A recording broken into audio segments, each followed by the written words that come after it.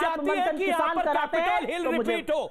Congress spokes person officially saying this कि हम चाहते हैं कैपिटल हिल रिपोर्ट यहाँ पर रिपीट हो भारत के अंदर। आपने बोला, अभी बोला Supriya ji, you said it just now, आपने अभी बोला। तुम गिरे हुए पत्रकार हो। हाँ, मेरे को गिरा हुआ पत्रकार बोलेंगे, मुझे न्यूज़ बोलेंगे, बोलिए मैडम।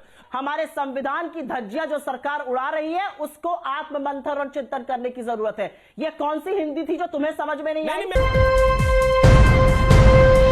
लाइव टीवी, सच सबसे आगे। नमस्कार, द लाइव टीवी देख रहे हैं आप और आपके साथ मैं हूं हर्षिता सिंह। अभी वीडियो की शुरुआत में आपने एक वीडियो देखा, छोटा सा क्लिप, जहां अमीश देवगन सुप्रिया श्रीनेत से एक बार फिर सुनते दिखाई दिए होंगे आपको। ऐसे तो ये अमीश देवगन की रोज की कहानी है, ये चलता रहता है उनके साथ। और अमीश देवगन पत्रकारिता जगत के एक ऐसे पत्रकार बन चुके हैं जिनको हर कोई सुना करके लाइव डिबेट से निकल जाता है। डिबेट में हर बार ये जबरदस्ती खुद की बात मनवाने या फिर किसी को जबरदस्ती गलत बनाने में लग जाते हैं और सामने वाला भी तंग आकर के इनके सवालों से कुछ ना कुछ इन्हें सुना ही जाता है, जो कि इनके इज्जत पे बात आ जाती है। तो एक तो इनकी बहस का मुद्दा एक से एक होता है। आप हमेशा देखते होंगे कि देश के सारे मुद्दे एक तरफ और अमीश देवगन के मुद्दे जो है वो एक तरफ होते हैं। लेकिन यहाँ जो कांग्रेस प्रवक्ता सुप्रिया श्रीनेत से बहस हुई और जो ये सब सुनना पड़ा अमीश देवगन को इस बार, तो हुआ यूं कि सुप्रीम कोर्ट के फैसले के बाद जो किसान अपने जिद पर अड़े हैं, इसको लेकर के आर पार की बहस हो रही थी न्यूज 18 पर। और फिर उस बहस में अमीश देवगन, कांग्रेस की जो प्रवक्ता बैठी थी पैनल में, सुप्रिया श्रीनेत से ये पूछ रहे थे कि आप चाहती हैं कि 26 जनवरी को किसान जो है वो ट्रैक्टर रैली निकाले,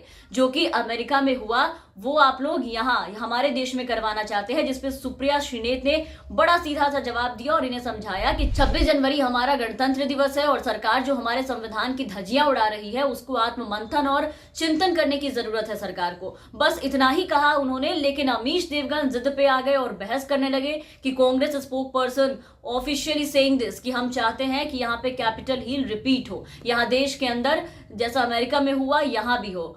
उल्टे सीधे इल्जाम लगाने लगे, जिसके बाद कांग्रेस प्रवक्ता सुप्रिया श्रीनेत ने जो हालत की अमीश देवगन की, जो जवाब दिया, सीधा चुप हो गया अमीश देवगन, बोलती बंद हो गई और माफी मांगने लगे। अब आप वो एक बार वीडियो क्लिप देखिए, फिर इस पे आगे बात करेंगे। बोलिए मैडम, आप चाहती हैं कि 26 जनवरी को रैली निकले? चौथे स्तंभ को तो ललकारना चाहिए। 26 जनवरी को रैली ऐसी निकले, आप चाहती हैं?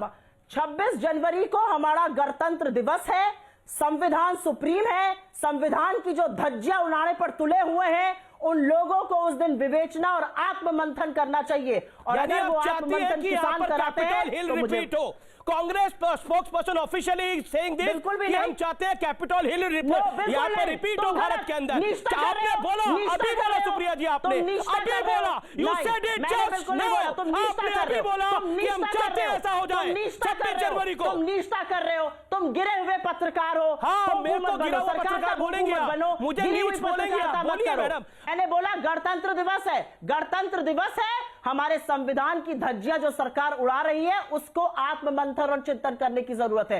ये कौन सी हिंदी थी जो तुम्हें समझ में नहीं आई? तो देखा आपने कैसे जबरदस्ती की बात करते हैं अमीश देवगन, कहीं से कुछ भी बोल देना है। मतलब 26 जनवरी को किसान अगर अपनी बात ट्रैक्टर रैली के द्वारा कहना चाहते हैं, सरकार तक पहुंचाना चाहते हैं, ट्रैक्टर रैली निकालना चाहते हैं, तो इसके जिम्मेदार विपक्ष होंगे और इसका जवाब इनको विपक्ष के नेताओं और प्रवक्ताओं से ही चाहिए होता है। मतलब अब भी किसान कुछ भी करे, विपक्ष इसका जिम्मेदार होगा। अमीश देवगन उन्हें ही मानते हैं। ट्रैक्टर रैली निकालने के लिए किसान पहले ही ऐलान कर चुके थे। जिस वक्त सरकार से उनकी बातचीत चल रही थी, उन्होंने साफ कहा था कि अगर ये बातचीत फेल हुई तो हम 26 जनवरी को ट्रैक्टर रैली निकालेंगे।